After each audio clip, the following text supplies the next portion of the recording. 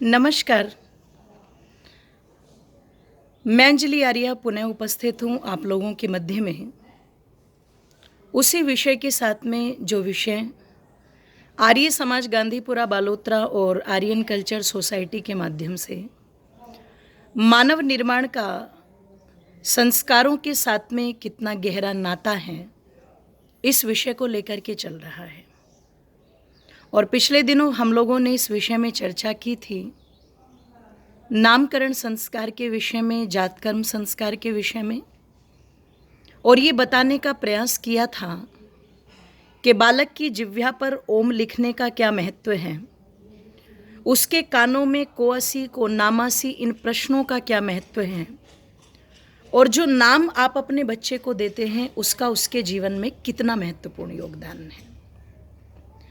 आज हम चर्चा करेंगे कि हमारा ये जो शरीर है ये 5 भौतिक तत्वों से मिलकर के बना है। पृथ्वी, जल, अग्नि, वायु, आकाश। तो इन 5 तत्वों का हमारे जीवन में बहुत महत्वपूर्ण योगदान है। और आप यदि देखेंगे तो समय समय पर ये 5 तत्व हमारे शरीर को बहुत हद तक प्रभावित करते हैं। इसलिए नामकरण संस्कार के पश्चात जो संस्कार आता है उसे कहते हैं निष्कर्मण संस्कार। ये संस्कार जब बालक 4 महीने का हो जाता है तब किया जाता है। उसी प्रकार से विधि विधान के साथ यज्ञ किया जाए। और कहते हैं यज्ञ के पश्चात अब तक जिस बालक को हमने बड़े संरक्षण में और कहते हैं ना बड़ा लपेट करके और बिल्कुल घर में उसको रखा हुआ था, तो निष्कर्मण संस्कार में वैदिक विद्वान कहते हैं अब क्या करो, उसे घर से बाहर निकालो। अब तक उसका शरीर वो क्षमता को प्राप्त नहीं कर पाया था कि वो बाहर के उस वातावरण को झेल सके। तो हम उसे अधिक सर्दी से भी बचाते हैं, गर्मी से भी बचाते हैं, हवा से भी बचाते हैं, ताकि कोई रोग ना हो, कोई इन्फेक्शन ना हो किसी प्रकार का। तो 4 महीने के पश्चात शरीर के अंदर वो क्षमता उत्पन्न हो जाती है कि बालक अब उन सारी चीज़ों को झेल सकता है। तो कहा कि उसे बाहर घुमाया जाए, वो शुद्ध वायु जो है उसके शरीर को लगे और बालक जो है वो और बलिष्ठ हो। तो निष्कर्मण संस्कार के अंतर्गत ये प्रक्रिया आती है। और बच्चे के स्वास्थ्य के लिए ये 5 ही तत्व उसको प्रभावित करने वाले हो, उत्तमता प्रदान करने वाले हो, ये प्रार्थना भी निष्कर्मण संस्कार में की जाती है।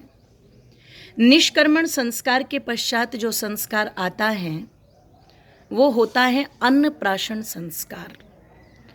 आप देखेंगे 6 महीने के पश्चात बालक के मुंह में यदि उंगली डालती हैं घर की माताएं या कोई पुरुष, तो बालक उसको चबाता है। इसका मतलब अब तक जो बालक माता के दूध पर या गाय के दूध पर आश्रित था, अब उसको कुछ ऐसा चाहिए जिसको वो चबा सके, क्योंकि धीरे धीरे दांत निकलने जो है वो दाढ़ निकलनी शुरू हो जाती है। तो उस समय कहा कि अब उसको अन्न की आवश्यकता है, तो थोड़ा थोड़ा सा अन्न उसको दिया जाए, दाल के पानी के रूप में या फिर दलिए के रूप में या फिर चावल की खीर आदि बना करके भी हम उसको खिला सकते हैं। तो अन्नप्राशन संस्कार में माने कि अब उसके शरीर को अन्न की आवश्यकता है, तो वो अन्न उसको दिया जाए।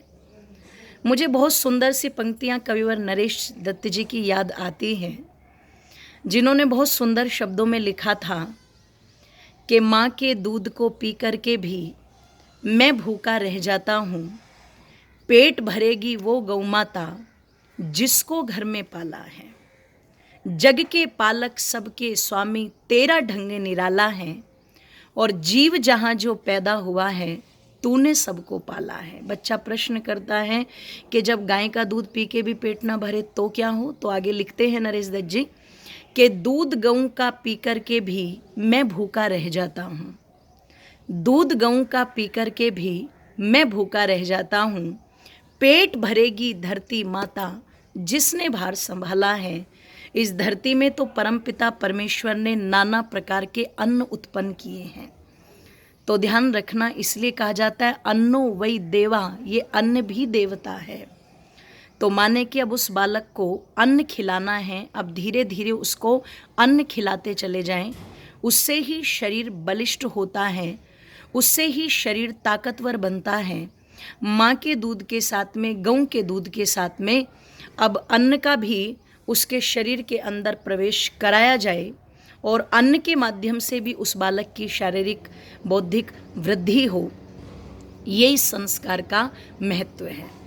और ध्यान रखिएगा, हमारे शास्त्रों के अंदर ये अन्नप्राशन संस्कार अपने आप में बड़ा महत्व रखता है कि बालक को अन्न खिलाया जा रहा है, उस अन्न का महत्व बताया जा रहा है।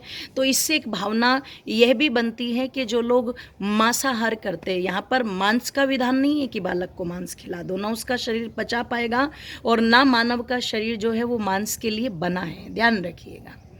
तो मैं निवेदन आप लोगों के मध्य में कर दूं, वो पूर्ण शुद्ध रूप में शाकाहारी बने, अन्न का सम्मान करें और अन्न से ही शरीर का महत्व क्या होता है ये वहाँ पर पता चलता है। तो ये अन्नप्राशन संस्कार का महत्व है। आओ हम इसी रूप में इन संस्कारों को अपने बच्चों के कराते चलें और उनके जीवन को महत्वपूर्ण बनाते चलें। आप सभी का बहुत बहुत धन्यवाद।